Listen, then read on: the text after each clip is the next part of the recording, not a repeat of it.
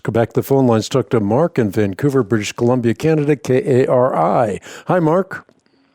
Yeah, Hank, I think most Christians would agree that the Republican Party is certainly the lesser of two evils compared to the Democrat Party.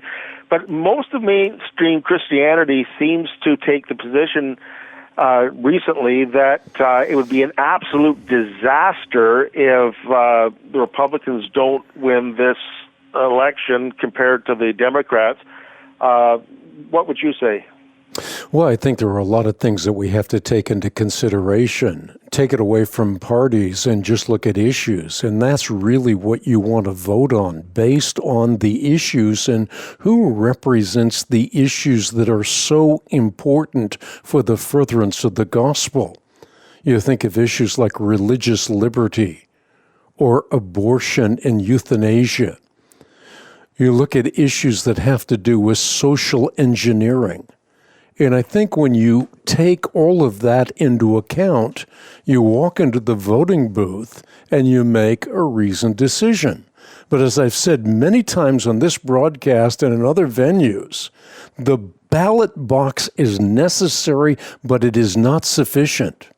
Our culture is being corroded by many other forces.